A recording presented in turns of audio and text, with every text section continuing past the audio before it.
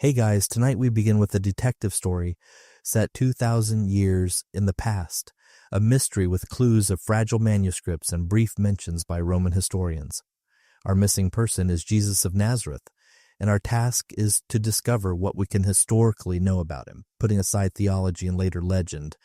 It's a challenging puzzle as the accounts we have were written by others, often decades later. Yet by sifting through the Gospels, the letters of the New Testament, and the chronicles of ancient historians like Tacitus and Josephus, we can piece together a picture. So before you get comfortable, take a moment to like the video and subscribe, but only if you truly enjoy what I do here. And let me know in the comments where you're tuning in from and what time it is for you. It's always fascinating to see who's joining us from around the world. Now, dim the lights and let's ease into tonight's journey together. Welcome everyone to the channel History's OAM. Let's begin our journey. You feel the cool sheets against your skin as you settle in, the weight of a blanket, a gentle pressure that helps the day's tensions begin to melt away. The room is quiet save for the soft hum of the world outside your window. Tonight, you are a detective, and your case file is 2 millennia old. The missing person is a man named Jesus from a small town called Nazareth. Your task is to find the historical person, the man of flesh and blood, who walked the dusty roads of Galilee, separate from the layers of theology and legend that have grown around him over centuries. This is a puzzle, and many of the pieces are missing, while others are worn and hard to read. Jesus himself wrote nothing that we have today, so you cannot hear his voice directly. The accounts that do exist were written by others, his followers, and they were often written decades after he was gone. So you have to sift through these clues, the Gospels, the letters from the early believers, the brief, almost accidental mentions by ancient historians like Tacitus and Josephus. You must see if you can assemble from them a coherent image of the historical Jesus, to understand who he was as a figure in the first century and what you can know about his life with reasonable certainty. From the start, you must recognize the central challenge that the Jesus of history is not exactly identical to the Christ of faith. The historical Jesus is the person who preached in Galilee and was crucified under Roman authority. The Christ of faith, in contrast, is the divine figure worshipped by Christians, described in scriptures with immense theological meaning. As a historical detective, you approach the sources about Jesus in the same way you would approach sources about Julius Caesar or Socrates, with the same careful, critical eye. This means you have to ask who wrote a document, when it was written, why it was written, and just how reliable it might be. The air in your room feels still and heavy, a comfortable silence for contemplation as you begin to organize the evidence in your mind. You imagine the scent of dry earth and olive groves, the distant bleating of sheep, trying to place yourself in that long ago time. The richest sources you have are the New Testament Gospels, but they are religious writings meant to inspire belief, not to function as modern biographies. You have no contemporary newspapers or official court records detailing his life. What you have are later accounts composed by his followers and those few brief mentions by outsiders. To navigate this, historians have developed a toolkit of criteria to evaluate the material in the Gospels. One of the most useful tools is called the criterion of embarrassment. It sounds a bit funny, like something you would use to judge a bad high school yearbook photo, but it is actually a powerful principle. The logic is simple. If an account includes details that would have been awkward or counterproductive for the early Christians who were trying to promote their faith, then those details are unlikely to have been invented. They are probably there because they were based on a real, well-known memory that was too stubborn to ignore. You can almost feel the rough texture of a simple wool tunic, the kind a Galilean peasant might have worn, scratching slightly against your skin. You picture the sun beating down, a relentless, dry heat that makes you seek the cool shade of a fig tree. This criterion helps you find the bedrock of the story. Take, for example, the fact that Jesus was baptized by John the Baptist. This event is considered very likely historical by almost every scholar. And why is that, you wonder? Because in early Christian theology, John's baptism was a ritual for the repentance of sins. For the followers of Jesus, who believed him to be sinless, the idea of him submitting to John's baptism could seem confusing, even embarrassing. It implies that John was, at that moment, the superior figure. The gospel writers even seem to wrestle with it. Matthew's gospel has John protesting that he is unworthy to baptize Jesus. This very awkwardness suggests the episode was not a later invention. It was a historical fact so firmly established in the tradition that the gospel authors had to include it and then explain it. It was a memory that simply would not go away. Historians still debate the precise relationship between Jesus and John the Baptist, but the initial connection through baptism is seen as a solid starting point for Jesus' public career. Another powerful example of this criterion is the crucifixion itself. In the 21st century, the cross is a revered religious symbol, but in the Roman world, it was an object of utter horror and shame. It was a brutal form of execution reserved for the lowest members of society, slaves, rebels, and the worst criminals. In fact, it was considered such a degrading fate that Roman law forbade the crucifixion of Roman citizens, a small but telling detail about the social stigma it carried. The idea that the first Christians would worship a man who had been executed as a common criminal is so counterintuitive that it is almost absurd. In Jewish law, a man hung on a tree was considered cursed by God. For anyone trying to convince people that Jesus was the promised Messiah, his death by crucifixion was not a selling point. It was a massive public relations disaster. The only plausible reason they centered their entire faith around this horrific event is because it actually happened. The shame of the cross was a historical reality they had to confront and reinterpret. Virtually every expert on the period, religious or not, agrees on two fundamental facts: that Jesus was baptized by John and that he was crucified by order of Pontius Pilate. From these two embarrassing but historically solid anchors, you can begin to map the rest of his life. You take a slow, deep breath, letting the day's last worries drift away, feeling ready to examine the first pieces of evidence in this ancient case. So you set aside those foundational, if embarrassing, facts and turn your attention to the most detailed files in your case, the primary sources themselves. These are the four canonical Gospels: Matthew, Mark, Luke, and John. You imagine them not as pristine, leather-bound books, but as they once were, scrolls of papyrus, fragile and precious. You can almost feel the dry, slightly brittle texture under your fingertips and smell the faint, dusty scent of ancient ink and dried reeds. These documents are classified by modern scholars as a form of ancient biography. This genre, common in the Greco-Roman world, was not like a modern biography that obsesses over chronological accuracy and fact-checking every detail. Instead, an ancient biography aimed to paint a portrait of a person's character, to reveal who they were through their major deeds and teachings. They were based on collections of oral traditions, stories, and sayings that had been passed down within the community for decades, and perhaps some earlier written notes that are now lost to time. The general consensus is that the Gospel of Mark was the first one written, probably around the year 70, a deeply traumatic time for the Jewish people. This was just after the great Jewish revolt against Rome had been brutally crushed, culminating in the Roman army destroying the city of Jerusalem and its magnificent temple. You can almost hear the echoes of that catastrophe, the screams, the roar of flames, the sickening crack of massive stones tumbling to the ground. The air would have been thick with smoke and the metallic tang of blood, a feeling of absolute despair settling over the survivors. Mark's gospel, written in the shadow of this event, portrays Jesus as a misunderstood and suffering Messiah, one who speaks in riddles, and whose story, in its original form, ends very strangely.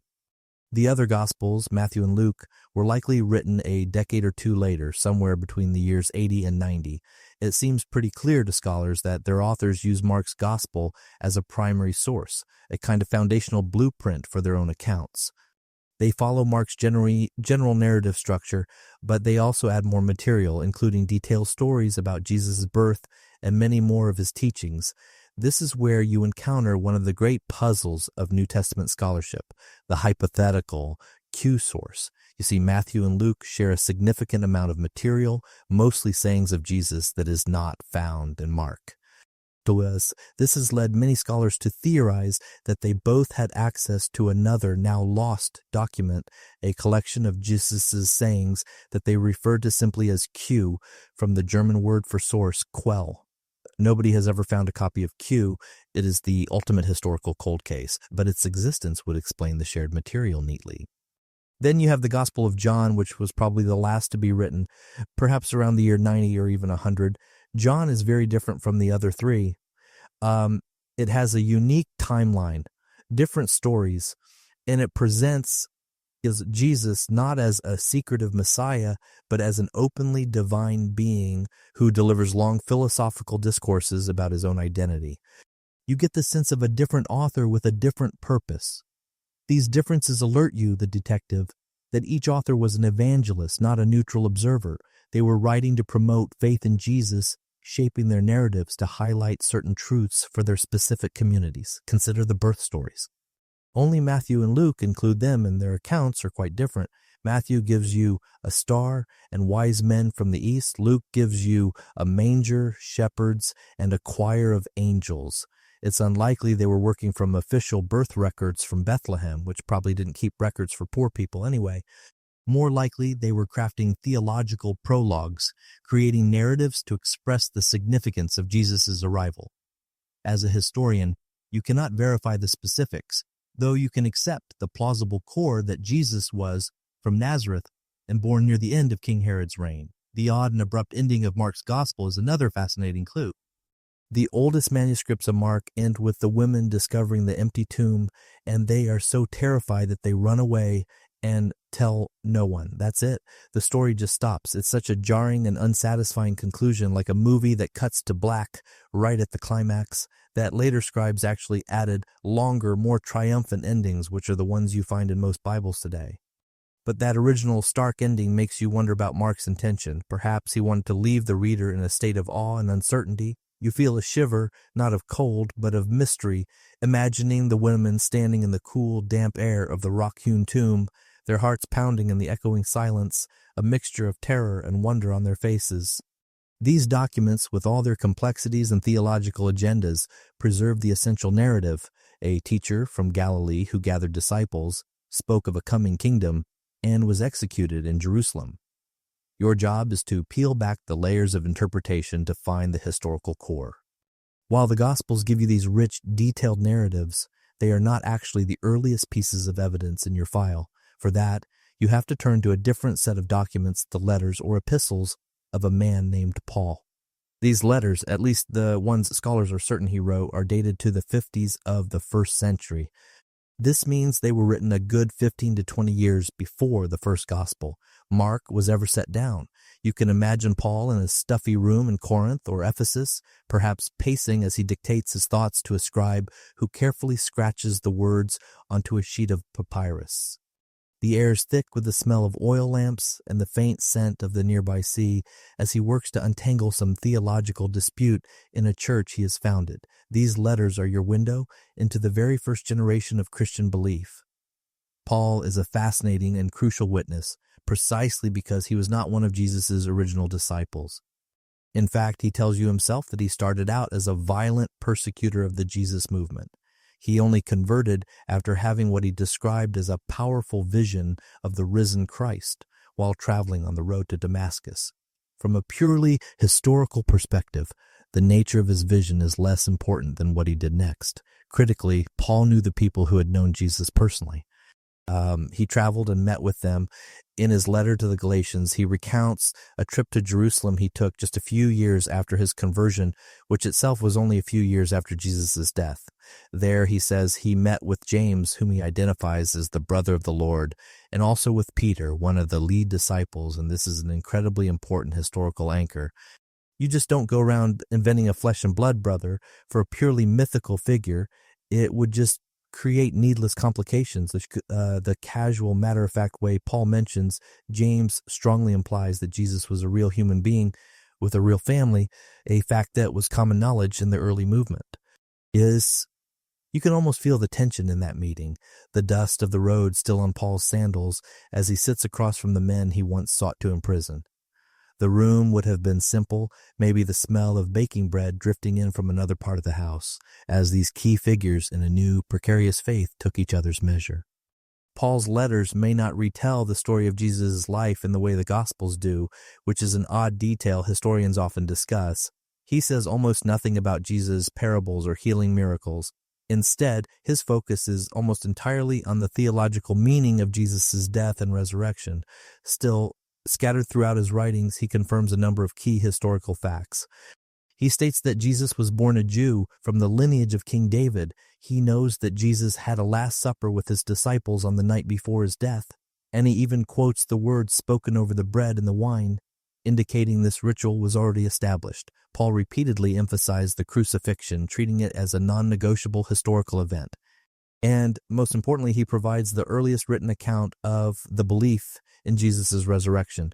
In his first letter to the Corinthians, he passes on a creed, a short summary of belief that he says he himself had received from others. This creed, which scholars believe originated in the Jerusalem community within a handful of years of the crucifixion, lists appearances of the risen Jesus to Peter, to the 12 disciples, and to James. Historians consider this creedal fragment in 1 Corinthians to be one of the most valuable pieces of evidence you have, because it demonstrates that the belief in the resurrection was not a legend that developed over many decades. It was present and being recited as a core tenet of the faith almost immediately. You feel a sense of excitement like a detective uncovering a crucial early report from a crime scene. While a historian cannot verify a supernatural event, you can absolutely verify the existence of the belief in that event. Paul's testimony shows that within 20 years of his death, Jesus was remembered as a recent historical figure who had a family, gathered disciples, was executed by the state, and had sparked a powerful new movement based on the conviction that God had raised him from the dead. Paul doesn't give you the story, but he proves the story had a real man at its center. After examining the evidence from inside the early Christian movement, you turn your attention to the external witnesses. These accounts are incredibly valuable because they come from people who had no particular reason to promote the Christian faith. In fact, some were openly hostile to it.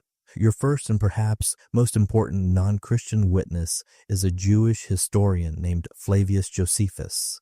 You imagine him in his study in Rome, a former Jewish general now living under imperial patronage, carefully composing his great works for a Roman audience.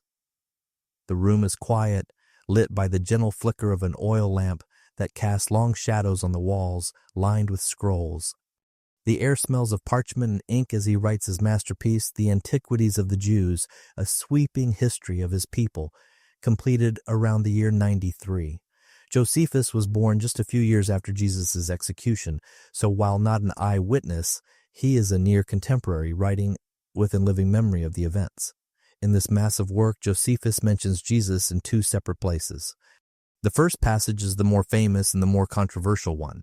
It is a full paragraph, often called the Testimonium Flavianum, that describes Jesus as a wise man and a worker of surprising deeds who won over many followers. However, as you read a summary of the text, a few phrases jump out as suspicious. The passage claims Jesus was the Christ, and it speaks of his resurrection in a way that sounds like something a believer would write, not a Jewish historian writing for the Romans.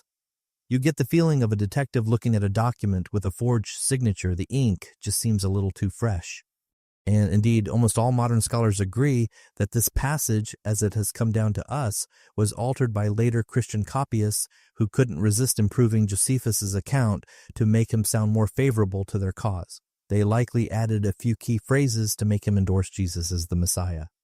The scholarly consensus is that Josephus did write something about Jesus here, but it was probably a more neutral or even a slightly critical note, simply reporting that a teacher named Jesus was crucified by Pilate and that his followers claimed he reappeared alive. The original wording is lost, but an interesting clue emerged in the 20th century.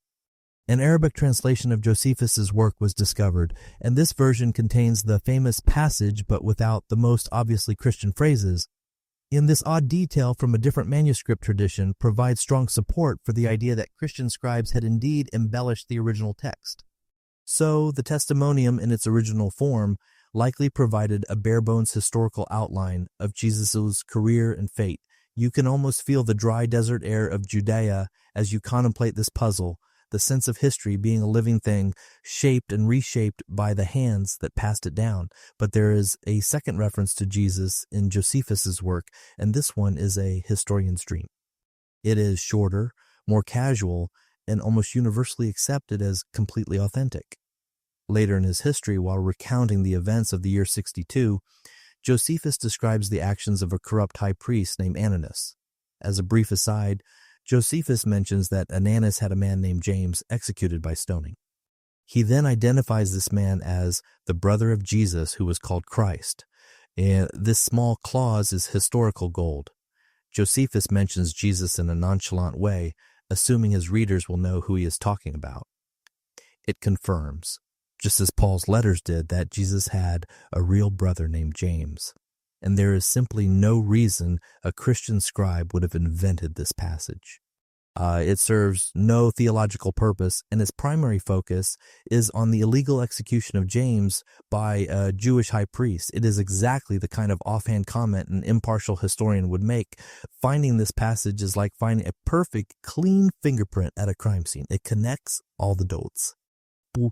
Josephus, your first major external witness, confirms that a man named Jesus existed, was known by the title Christ, had a family, and was significant enough to be remembered 60 years later by the most prominent Jewish historian of the first century. You now take your investigation from the province of Judea to the very heart of the empire, Rome itself. You imagine the city in the early 2nd century, a sprawling, chaotic metropolis of 1 million people. The air is a thick soup of smells, roasting meat from a street stall, cheap wine from a tavern, the sweet perfume of the rich mixed with the foul stench of the Tiber River. The noise is constant, the rattle of iron-wheeled carts over cobblestones, the shouting of merchants, the murmur of a dozen different languages in the crowded forums. It is from this bustling, powerful, and deeply pagan city that your next set of witnesses emerges. The most important of these is Cornelius Tacitus, a Roman senator and arguably the greatest Roman historian. Writing his history of the emperors, the Annals, around the year 115, Tacitus was known for his meticulous research and his sober aristocratic style. He was not a man who suffered fools or foreign superstitions gladly. His mention of Jesus comes in the context of a famous historical disaster, the Great Fire of Rome in the year 64 during the reign of the notorious Emperor Nero. You can almost feel the searing heat on your face as the flames leap from building to building, a terrifying, unstoppable wall of fire. The night sky glows a hellish orange, and the air is choked with thick black smoke that stings your eyes and rasps in your throat. Panic fills the streets. In the aftermath, with much of the city in ashes, Nero needed someone to blame to deflect the ugly rumors that he had started the fire himself. Tacitus tells you that Nero chose as his scapegoats a group of people who were already viewed with suspicion and disgust by the Romans, a group called the Christians. In explaining who these people were, Tacitus provides a sentence that is, for a historian, pure gold. He writes that their name came from a man, Christus, who suffered the extreme penalty during the reign of Tiberius at the hands of one of the Roman procurators, Pontius Pilatus. In this single, concise statement, Tacitus, a hostile witness, confirms the entire basic framework of the story. He names the founder, Christus, the Latin form of Christ. He confirms his execution, the extreme penalty being the Roman euphemism for crucifixion. He places the execution in the correct time period during the reign of Emperor Tiberius. And he names the specific Roman official responsible, Pontius Pilate. What makes this testimony so powerful is Tacitus's open contempt for Christianity, which he calls a mischievous and degrading superstition. His tone is dripping with scorn. You can almost see him, a senator in a pristine white toga, looking down his nose at this strange foreign cult. This hostility is precisely why the passage is considered authentic beyond any reasonable doubt. No Christian scribe would ever have invented a reference that was so insulting to their own faith. Sometimes a bad review is the most honest one you can get. You have another nearby file from a second Roman writer, Suetonius, a contemporary of Tacitus who wrote biographies of the Caesars. In his life of the Emperor Claudius, Suetonius mentions that around the year 49, Claudius expelled the Jews from Rome because they were making constant disturbances at the instigation of Christus. Christus was a common slave name, but it was also a frequent misspelling of Christus since the pronunciation was very similar. The detail here is fascinatingly messy. Suetonius, writing 70 years after the fact, seems to think that a man named Christus was a living agitator in Rome, personally causing riots in the Jewish community. Most historians believe he was reporting in a confused way on the conflicts that erupted in Roman synagogues when the first Christian missionaries arrived and began proclaiming Jesus as the Christ or Messiah. This confusion is a hallmark of authenticity. It's a garbled report from an outsider who does not fully understand the nature of the dispute. It shows that the message about Jesus had reached the capital and was causing significant trouble less than 20 years after his death. Together, Tacitus and Suetonius paint a clear picture. Educated Romans in the early 2nd century knew of this new faith, knew it originated with a man named Christ who was executed in Judea by a Roman governor, and knew his movement had spread far and wide, causing unrest even in the streets of Rome. Your investigation now moves from the grand histories written in the capital to the more incidental correspondence from the provinces of the Roman Empire. These are like faint radio signals picked up from distant stations, but they add valuable texture to your growing picture. You find yourself in the office of a man named Pliny the Younger, the Roman governor of a province in modern-day Turkey around the year 112. You can picture him at his desk in a marble-floored room, a cool breeze drifting in from the Black Sea. He is a practical man, an administrator, not a historian, and he has a problem he needs to solve. He is so perplexed, in fact, that he writes a letter to his boss, the Emperor Trajan, asking for advice. The problem is what to do with people being accused of being Christians. He has been conducting trials, interrogating the accused, and he describes the scene for the emperor. You can almost feel the tense atmosphere in his tribunal, the accused standing silently before the governor's high-backed chair, the scent of polished wood and official records hanging in the air. In this letter, Pliny provides a fascinating snapshot of the early Christian community from an outsider's perspective. He tells the emperor that the Christians he interrogated admitted that their practice was to meet on a fixed day before dawn. There, they would sing hymns in alternation to Christ as if to a god. They would also bind themselves by an oath, not for any criminal purpose, but to abstain from theft, robbery, adultery, and other immoral acts. He even mentions they would then gather again to share a common meal. This account is remarkable. While it does not tell you anything about the life of Jesus, it tells you a great deal about his impact. Within 80 years of his death, in a faraway province, there are established communities whose entire existence revolves around worshiping him as a divine figure.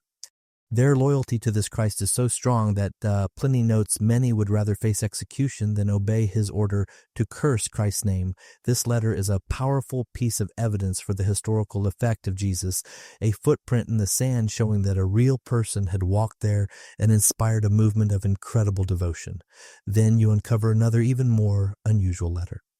This one was not written by a Roman official, but by a Syrian philosopher named Mara bar Serapion. He was a Stoic, a follower of a philosophy that prized reason and inner tranquility. Sometime after the year 70, perhaps while imprisoned, he wrote a letter of encouragement to his son. You can imagine him in a dim, cool cell, the rough stone cold against his back, scratching his words onto a piece of papyrus, wanting to leave some wisdom for the child he might never see again. In this deeply personal letter, Mara reflects on the fates of wise men who were unjustly persecuted by their own people. He asks his son, what advantage did the Athenians gain from executing Socrates, or the people of Samos from burning Pythagoras? And then he adds a third example, what advantage did the Jews gain from executing their wise king? He does not use the name Jesus. This is a stunningly odd and valuable detail. He goes on to say that after this execution, the Jews' kingdom was taken away from them, a clear reference to the Roman destruction of Jerusalem. He concludes that while the wise king was killed, his new law, meaning his teachings, lived on because of his followers. Historians still debate the precise dating of Mara's letter, but it is widely seen as a non-Christian, non-Jewish, pagan philosopher's reflection on the story of Jesus. Mara sees Jesus not as a divine being, but as a great teacher, a martyr for wisdom, on par with the most famous figures of Greek philosophy. His perspective is entirely secular. He views the execution as a terrible mistake that brought ruin upon the Jewish nation. This faint philosophical echo shows that the story of the wise teacher from Judea who was unjustly killed had spread far enough to be known and contemplated by thoughtful pagans in other parts of the empire, becoming a cautionary tale about the folly of persecuting wisdom. You now turn to a category of evidence that is both intriguing and complicated, the later Jewish writings, particularly the Talmud. Now, this is a vast collection of rabbinic law, tradition, and commentary compiled centuries after Jesus, but containing older oral traditions. You can imagine scholars in dimly lit academies in Babylon or Galilee, the air filled with the low murmur of debate and the musty smell of ancient scrolls. And these writers were not neutral observers. Their comments on Jesus, or Yeshu as they often call him, are uniformly hostile and meant to counter the claims of the growing Christian faith. While scholars treat these late sources with extreme caution regarding historical accuracy, they do offer a fascinating glimpse into how Jesus was remembered by his Jewish opponents. The Talmudic passages accuse Yeshu of practicing sorcery and of leading the people of Israel astray. They even record a tradition that he was hanged, a common term for crucifixion, on the eve of Passover. The truly odd detail here is how these hostile accounts, in their own way, accidentally corroborate elements of the gospel story. The accusation of sorcery is a negative spin on the widespread belief that Jesus performed miraculous healings and exorcisms. His enemies did not deny he did extraordinary things, they just attributed them to a sinister source. The charge of leading Israel astray confirms that he was a charismatic teacher who attracted a significant following, and the mention of his execution at Passover aligns perfectly with the timeline found in all four Gospels. The rabbis of the Talmud certainly did not set out to help your historical investigation, but their polemics implicitly acknowledged the basic facts of a man named Jesus who gained a reputation as a miracle worker, gathered disciples, and was executed by authorities at a specific memorable time.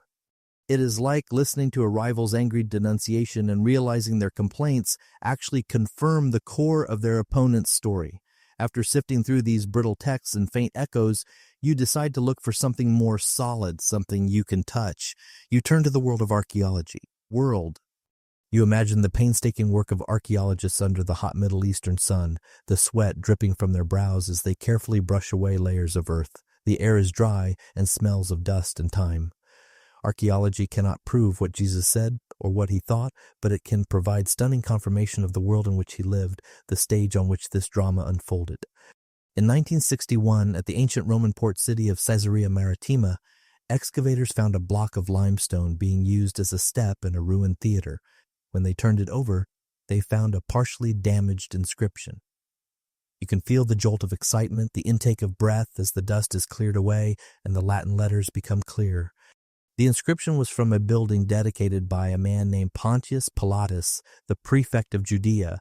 Here, carved in stone, was the name and official title of the very man the Gospels and Tacitus identify as the one who ordered Jesus' crucifixion. The Pilate stone was the first piece of physical evidence to prove his existence, a tangible link to a key figure in your case file.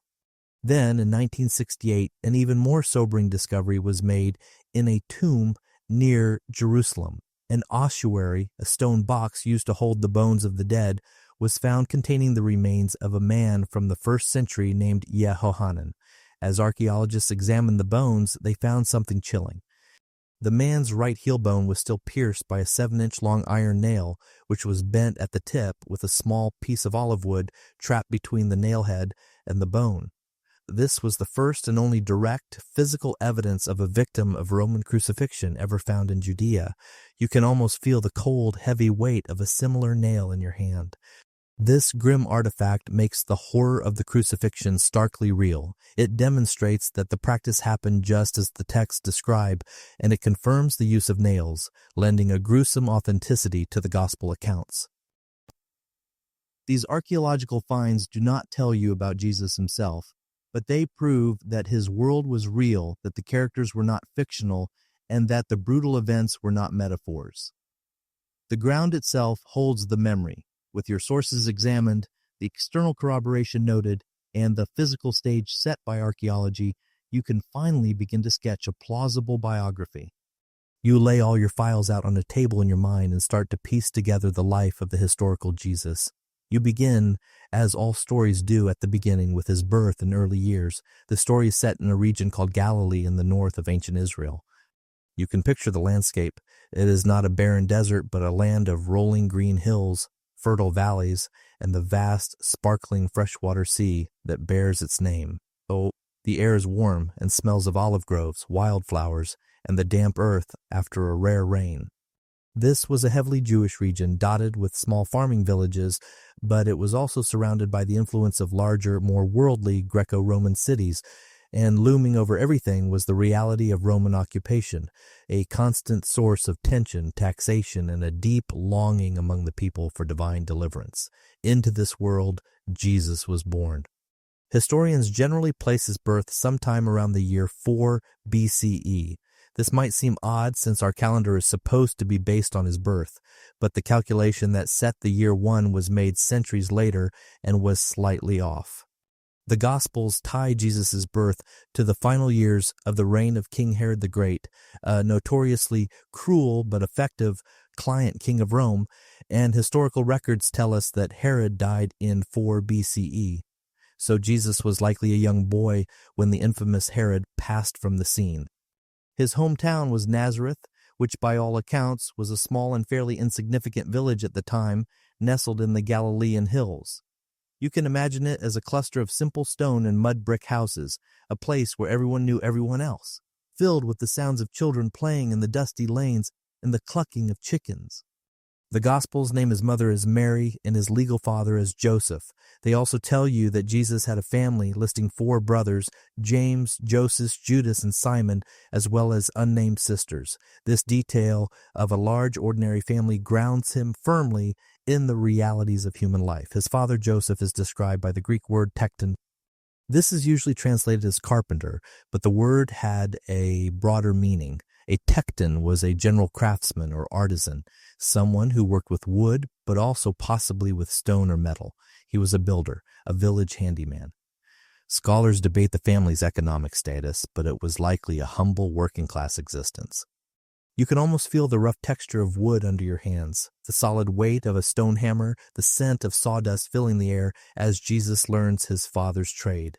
For the first 30 years of his life, this was likely his world. He would have grown up speaking Aramaic, the common language of the region, and he would have learned the Hebrew scriptures, the Torah, likely at the small synagogue in Nazareth. You can picture him as a boy in the dim, cool interior of the stone building, the air smelling of old scrolls and lamp oil, listening to the rhythmic chanting of the sacred texts. He lived the life of an ordinary Jew in a rural village under Roman rule. For nearly 3 decades, there is no record of him doing anything extraordinary. He was a craftsman from Nazareth, a son, a brother. He lived a life of obscurity, his days filled with the rhythms of work, family, and faith. This long period of quiet makes the sudden, explosive nature of his public ministry, which lasted only a few short years, all the more remarkable. For 30 years, he was a villager, and then something changed, and he stepped onto the public stage with a message that would change the world. After 30 years of quiet obscurity in Nazareth, something happens that changes the course of Jesus' life and history itself. A new and powerful voice begins to cry out from the wilderness of Judea. This is the voice of John the Baptist, a fiery and ascetic prophet who has captured the public's imagination. You can picture him, a wild figure clad in rough camel's hair, his skin weathered by the desert sun, living on a meager diet of locusts and wild honey. He has positioned himself near the Jordan River, and crowds are flocking from the cities and villages to hear his urgent message. He preaches of a coming divine judgment, a great reckoning, and calls on the people of Israel to repent of their sins and be purified through a ritual washing, a baptism, in the river's muddy waters. The air around him crackles with intensity. A mix of fear and hope hangs over the crowds gathered on the riverbank. You feel the oppressive, humid heat and hear the low murmur of anticipation as people wait their turn to confess their failings and be submerged. Into this scene steps Jesus of Nazareth, now a man of about 30. He leaves his craftsman's workshop, travels south, and joins the crowds at the Jordan. He then does something remarkable. He submits himself to John's baptism. As you remember from your earlier investigation, this act is a bedrock historical fact, precisely because it was so awkward for his later followers to explain. Why would the sinless Messiah need a baptism of repentance? The only reason the story survives is because it really happened. You can imagine the moment, Jesus wading into the cool, murky water, the soft mud squishing between his toes. He feels the current pulling gently at him as John, the fierce desert prophet, takes him and plunges him beneath the surface. For a moment, there is only the silence of the water, and then he emerges, gasping, the sun blindingly bright, water streaming from his hair and beard. This experience seems to have been a profound, life-altering moment for Jesus. Scholars debate how much of Jesus' own message was directly taken from John, but it is clear that John was the catalyst for his own ministry. Sometime after the baptism, John is arrested and later executed by the local ruler, Herod Antipas. With his mentor gone, Jesus steps out of the shadows and begins his own public work. He returns to his home region of Galilee, but not to Nazareth. He relocates to the bustling fishing town of Capernaum on the shores of the Sea of Galilee, and he begins to preach a message that is both similar to John's and yet subtly different. His core proclamation is that the kingdom of God is at hand. This was a powerful and resonant idea for the Jewish people living under Roman rule. It was the belief that God was about to intervene in history to overthrow the forces of evil and oppression and establish his own perfect, just, and peaceful reign on earth. And he then begins to gather followers. As he walks along the shore of the lake, where the air smells of fish and drying nets, and calls out to a group of fishermen, Simon Peter and his brother Andrew, James and his brother John. He invites them to leave their boats and their livelihoods to join him. You can almost feel the weight of that decision, the rough, familiar texture of the net in their hands as they let it fall, turning their backs on the only life they have ever known to follow this compelling new teacher into an uncertain future. Soon, he assembles an inner circle of 12 disciples.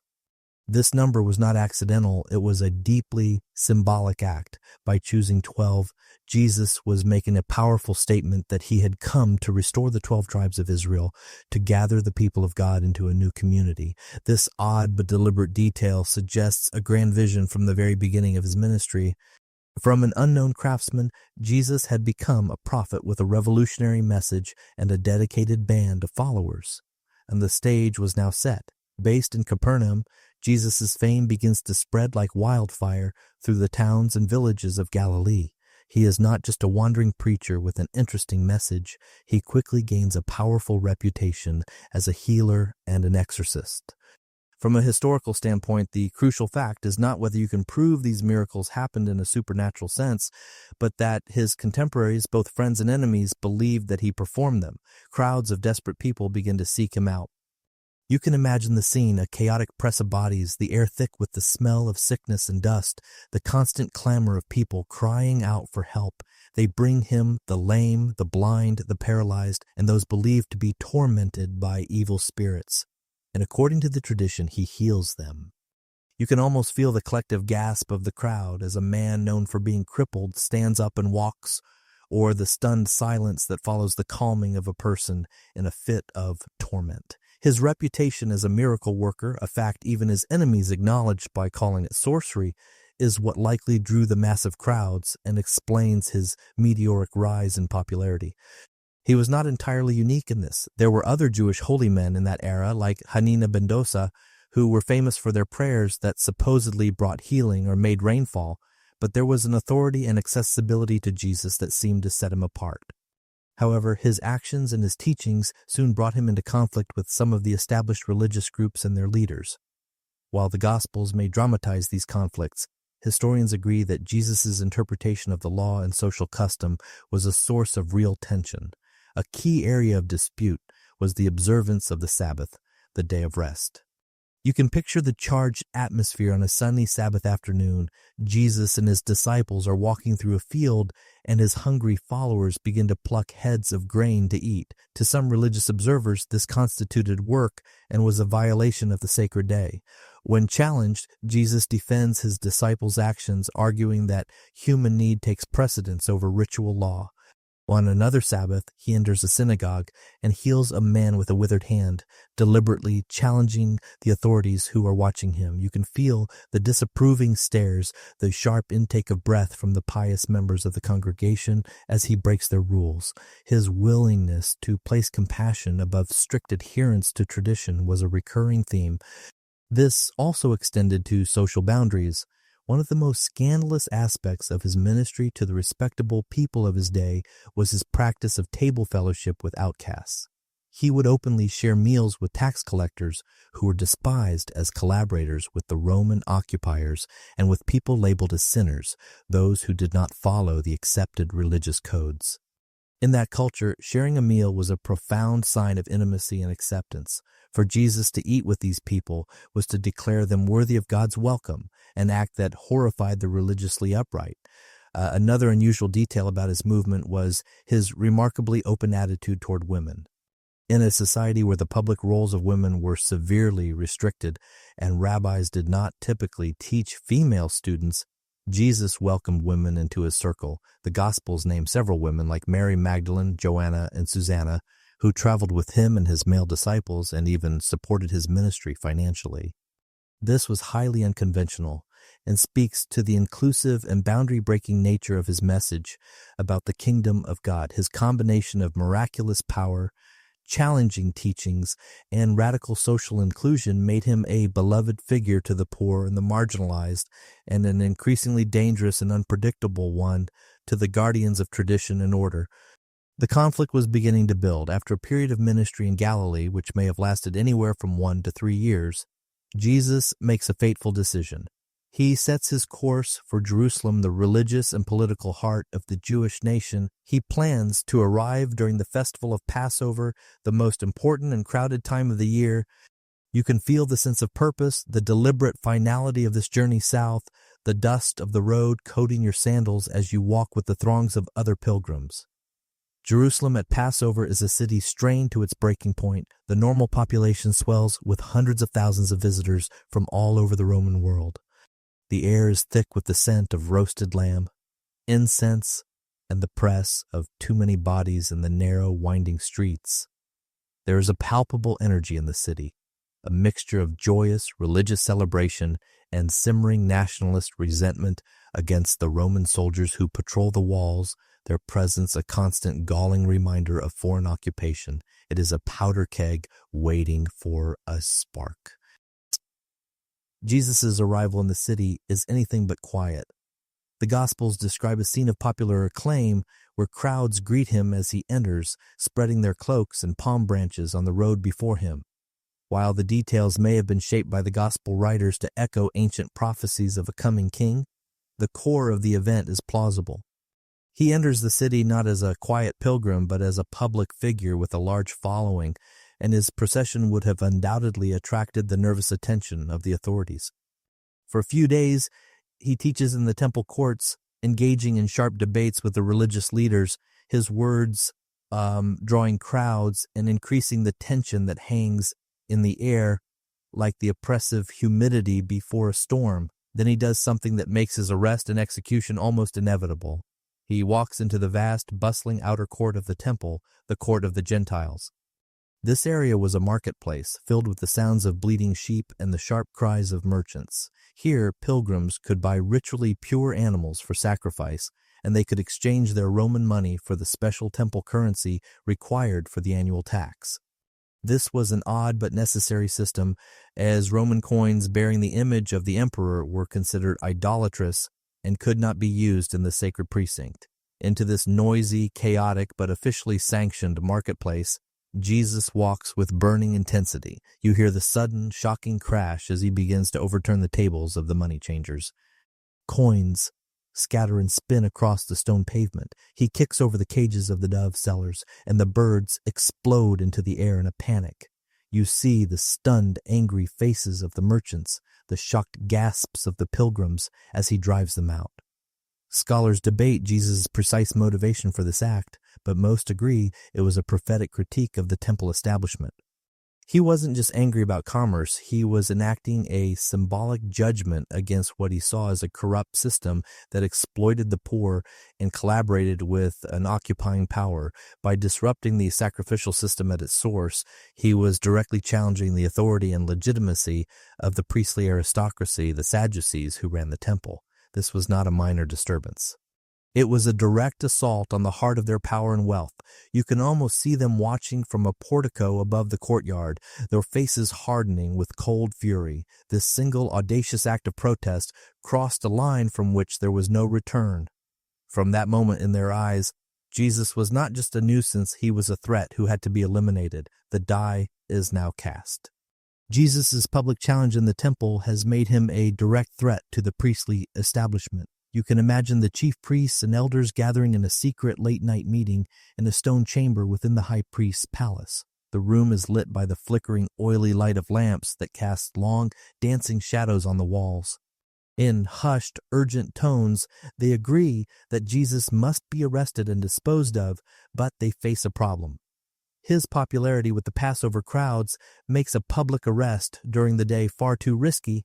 It could easily spark a riot, which would bring the brutal Roman security forces down on everyone. They need a way to take him quietly at night, away from the eyes of his supporters. The Gospels tell you they found their opportunity through one of Jesus' own inner circle, Judas Iscariot, who agrees to lead the authorities to him for a payment of silver. The exact motivations of Judas remain a mystery, but the core of the story, a betrayal from within that enabled a secret arrest, is historically plausible. Following this lead, the temple guard, a force controlled by the priests, is dispatched. You find yourself in a quiet olive grove called Gethsemane on a hill outside the city walls. The cool night air is still and fragrant with the scent of earth and trees. It is late, and Jesus is there with his disciples. Suddenly, the tranquility is broken by the sound of approaching men and the glint of torchlight on spears and clubs. There is a brief, tense confrontation, and Jesus is arrested without any significant resistance from his terrified and scattered followers. He is not arrested by Roman soldiers, but by the servants of the high priest. This is a Jewish action initiated by the temple leadership. They bind him and lead him back into the city under the cover of darkness.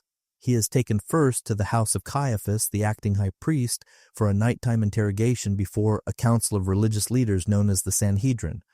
The Gospels portray this as a formal religious trial where Jesus is convicted of blasphemy for his claims about his relationship to God.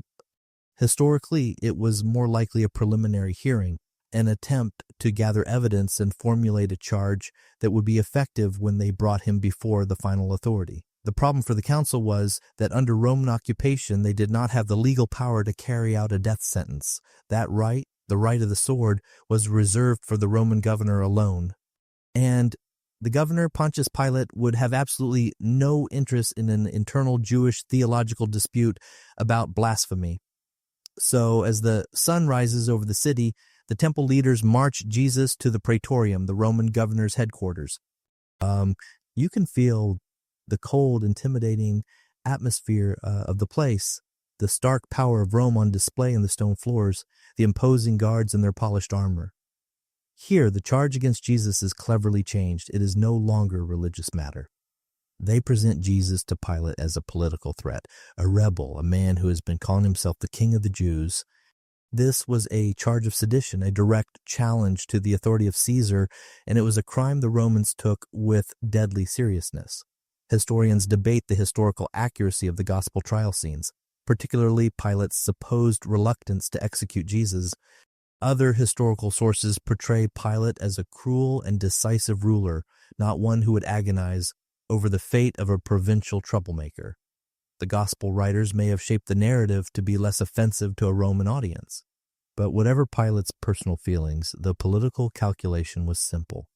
Faced with a potential messianic claimant and the insistence of the collaborating local authorities during a volatile festival, the safest course of action was elimination. He condemns Jesus to death.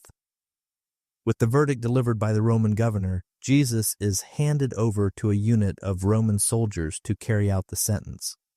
What follows is not just an execution, but a carefully staged act of state terror. Crucifixion was the Roman Empire's most brutal and visible tool of social control, a gruesome public spectacle designed to humiliate the victim and intimidate anyone who might be thinking of defying Roman authority. It was a punishment reserved for the lowest of the low, for slaves, pirates, and above all, for rebels and insurrectionists. You remember that Roman citizens were legally exempt from this degrading fate, a fact that underscores its profound shamefulness. The very method of his death is the strongest evidence you have that the Romans executed him as a political threat, an enemy of the state. The process begins with a horrific scourging, a flogging with a whip designed to inflict maximum pain and blood loss, leaving the victim weakened and in shock. You can almost feel the cold dread, the sharp, searing agony that rips through the body, followed by a growing numbness and weakness. The soldiers then press a twisted crown of thorns onto his head and mock him, a cruel parody of his royal charge. Then he is forced to carry the heavy wooden crossbeam, the patibulum, through the city streets and out to the execution site, a place likely called Golgotha, the place of the skull, just outside the city walls. You can imagine the struggle, the rough splintery wood digging into his shredded back and shoulders with every agonizing step, the jeers of the crowd, the sheer bone-deep exhaustion that makes him stumble and fall. At the sight, he is stripped of his clothes and nailed to the wood. While cinematic depictions often show the nails through the palms, historical and archaeological evidence, like the remains of the crucified man you examined earlier, suggests the nails were more likely driven through the wrists, between the two bones of the forearm, as this would provide stronger support for the weight of the body. A large plaque, a titulus, is prepared and nailed to the cross above his head, stating his crime for all to see. The Gospels report that it read, "The King of the Jews." This was Pilate's final cynical message, a mockery of both Jesus and the messianic hopes of the Jewish people. An odd and telling detail recorded in John's Gospel is that this inscription was written in 3 languages, in Hebrew for the local population, in Latin for the Roman officials, and in Greek for the many foreign pilgrims in the city. Everyone was meant to understand the warning, this is what happens to those who challenge Rome. Death on a cross was a slow, agonizing process. It was a carefully engineered death by exhaustion and suffocation. To breathe, the victim had to push up with their legs against the nails in their feet, an excruciating movement that would send waves of fire through the body. As exhaustion set in, they would slump down, and the weight of their body would make it harder and harder to expand their lungs. You can sense the desperate, burning struggle for each breath, the muscles screaming in protest, the world slowly narrowing to a dark tunnel of pain, and the desperate, futile need for air. The Gospels record that Jesus died within a few hours, a relatively quick death for a crucifixion. As his last breath escapes, a grim finality settles over the scene. The story of the craftsman from Nazareth who spoke of a coming kingdom appears to have reached its brutal and tragic end. Ordinarily, your investigation would end here. A charismatic provincial teacher sparks a brief localized movement, challenges the authorities, and is brutally and efficiently eliminated by the Roman state. Historically, this was the end of the line for countless would-be messiahs and prophets in Judea. The leader is killed, and the disillusioned followers scatter and fade back into the obscurity from which they came. The story of Jesus of Nazareth should have been over. His disciples were terrified, demoralized, and in hiding. You can picture them huddled together in a locked room in Jerusalem, the air thick with the suffocating silence of grief and fear, every footstep in the street outside sending a jolt of panic through them. Their leader was dead, executed in the most shameful way imaginable. Their hopes had been utterly crushed. Before his death, the Gospels report that a respected member of the Jewish council, a man named Joseph of Arimathea, received permission from Pilate to take Jesus' body down from the cross. He wrapped the body in a linen shroud and placed it in a new, unused tomb carved out of rock, rolling a heavy stone across the entrance. You can imagine the cool, damp stillness inside the tomb, the air heavy with the scent of myrrh and aloes used for a hasty burial, a place of silent, absolute finality. But the story did not end in that tomb. This is the central puzzle that you, the historical detective, must confront. Something happened in the days that followed that transformed the shattered and frightened group of followers into bold proclaimers of a message so radical they were willing to die for it. Within weeks, they were back out in the public squares of Jerusalem, the very city where their master had been executed, proclaiming that he was not dead, but had been raised by God. While historians cannot use their methods to verify a supernatural event like the resurrection, they must explain the historical data, the disciples' sudden, sincere, and transformative belief that it had happened. This belief is a historical fact in itself, and it is the only plausible explanation for the birth of the Christian movement. The tradition is rooted in two sets of experiences, the discovery of the empty tomb and the appearances of the risen Jesus to his followers. A fascinatingly odd and historically significant detail is that all four Gospels agree that the first witnesses to the empty tomb were women, with Mary Magdalene being the primary figure. In the ancient world, the testimony of women was not considered legally reliable. If you were inventing a story from scratch and wanted it to be persuasive, you would have made your first witnesses prominent and respected men, like Peter or John. The fact that the tradition so firmly places women in this key role is another example of the criterion of embarrassment. It suggests the story is based on a real and stubborn memory that was preserved despite being socially inconvenient. This belief in the resurrection was not a legend that grew over decades. As you recall from Paul's letters, the earliest written evidence you have, he quotes a creed that was already ancient in his time, a creed that lists appearances of the risen Christ to Peter, to the 12, to more than 500 people at once, and to his own brother James. This tradition dates back to the very first years after the crucifixion. The historical result of these experiences, whatever their ultimate nature, was a complete reversal. The shame of the cross was transformed into a symbol of victory. The executed criminal was reinterpreted as the triumphant Lord, and the disciples, filled with a new and unshakable conviction, began the movement that would, against all odds, continue to grow and spread. You can almost hear the change in Peter's voice. No longer the terrified man who denied even knowing Jesus, but a bold preacher whose words ring with authority through the crowded temple courts. The belief in the resurrection is the historical engine that explains how the Jesus movement survived its leader's death and became Christianity. Your investigation is now complete. You have examined the body of evidence, sifted through the complex and biased textual sources, listened to the faint corroborating echoes from outside witnesses, and touched the cold, hard reality of the archaeological finds. But as you conclude, it is worth remembering that the search for the historical Jesus is not new. It has been an ongoing scholarly project for more than 2 centuries, a long and fascinating story in itself. You can imagine a scholar in the 19th century in a library filled with the scent of old leather and pipe smoke, undertaking what is now called the first quest for the historical Jesus. These early researchers, influenced by the Enlightenment, sought to peel away what they saw as the supernatural myths of the Gospels to uncover more rational human Jesus. They often produced portraits of him as a noble, gentle teacher of timeless moral truths, a Jesus who looked and sounded very much like a 19th century idealist. This went on for decades until a brilliant young scholar named Albert Schweitzer published a groundbreaking book in 1906 that brought the whole enterprise to a screeching halt.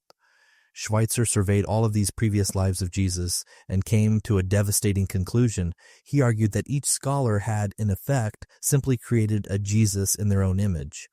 They had looked down the long well of history and seen their own reflection at the bottom.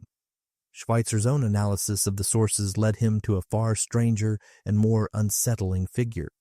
He argued that the historical Jesus was not a modern moral teacher, but a thoroughly first-century Jewish apocalyptic prophet, a man who passionately believed that the world as he knew it was about to end in a fiery divine judgment, an event he expected to happen within his own lifetime.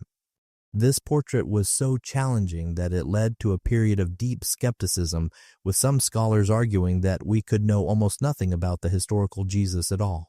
But the quest eventually resumed. In the later 20th century, new methods were developed and a so-called third quest began, which continues to this day.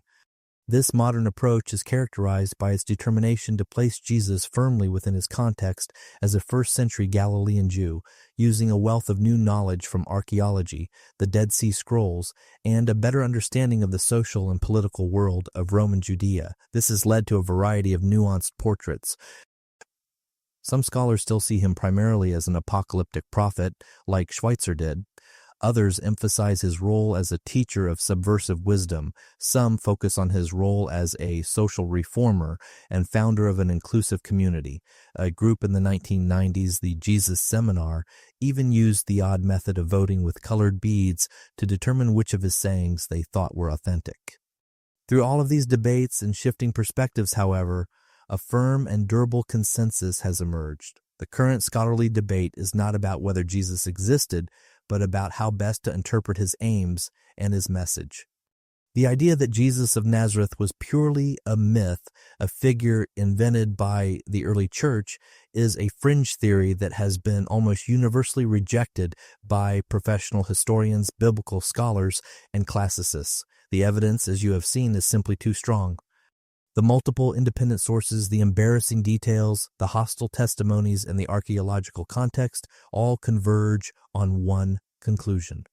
A real Jewish man named Jesus lived in Galilee, gathered followers, taught a powerful message about the kingdom of God, came into conflict with the authorities in Jerusalem during a Passover festival, and was crucified by order of the Roman governor Pontius Pilate. His followers' profound belief that God had raised him from the dead then sparked a movement that changed the course of world history. This is the portrait that emerges from the evidence, a figure far more complex, challenging, and historically grounded than many might imagine. And so, our investigation comes to a gentle close. The faint light of early morning has not yet touched the hills of Galilee, and the ancient world continues its slumber, unaware of the story you have just pieced together. The dust has settled on the case file, the scrolls have been rolled up and put away, and the faint whispers of history fade into a peaceful quiet. You can let go of the questions now and allow the complexities of the past to soften into the simple stillness of the present moment. The figure of Jesus, a man of flesh and blood who walked those distant roads, now recedes into the gentle landscape of your mind as you prepare for rest. There are no more clues to examine, no more witnesses to hear, only the slow rhythmic pattern of your own breathing. Feel the comfort of your bed, the gentle darkness of the room, and the sense of a long journey now completed. The weight of 2,000 years of history is lifted, leaving only a sense of peace. As you drift deeper into sleep, let the silence be a soft blanket, wrapping you in tranquility until the morning comes. The story is over, and it is time to rest. Good night.